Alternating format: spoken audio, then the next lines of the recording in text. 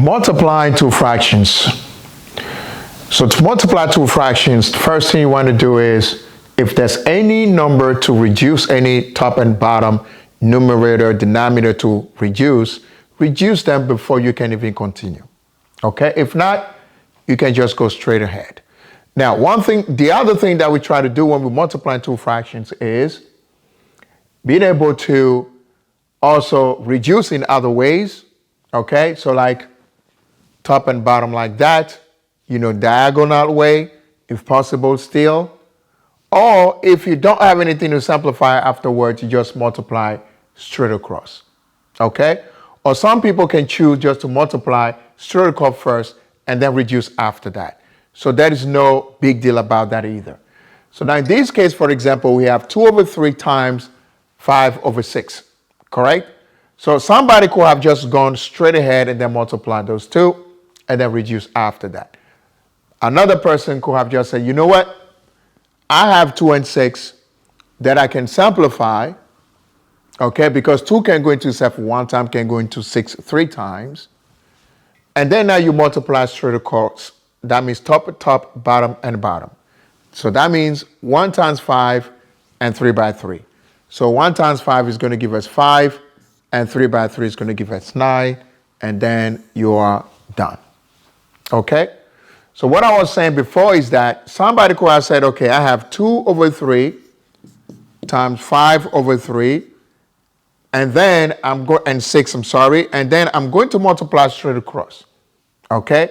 That means I go 2 by 5, which is 10, over 3 by 6, which is 18, and then I'm going to reduce because I know how to reduce, because I love how to reduce actually. So that reducing, that just means what? What we did before. What's the number that can go into 10 and 18 evenly? 2, because these two numbers are even numbers. All even numbers are divisible by 2. All right? So divided by 2, that will give us 5 over 9, which is just the same thing as this one. So either way is fine. So whichever is convenient for you, whichever is easier and quicker for you.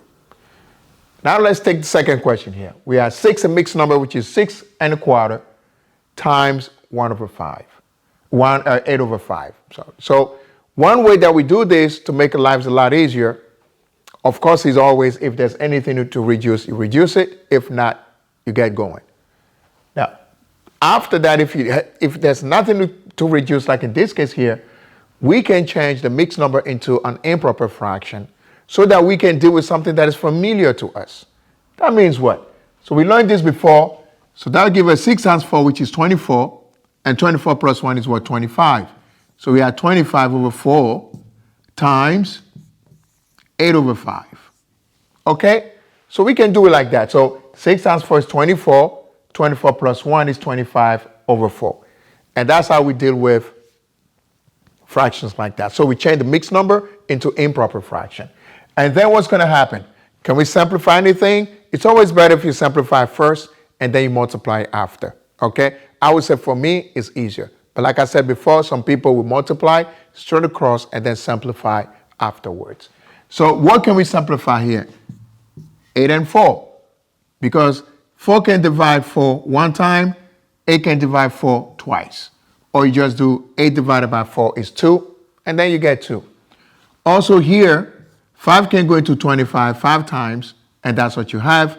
And then it's only 1 at the bottom, 1 times 1, which is 1 at the bottom. And then 5 times 2, because now you can multiply straight across. So that gives you 5 times 2 is 10 over 1 by 1, which is 1, which is just the same thing as 10. So you end up having 10 for that problem also over there. So take your time, ladies and gentlemen. Learn how to do it, get the foundation, and then you build upon it. Okay?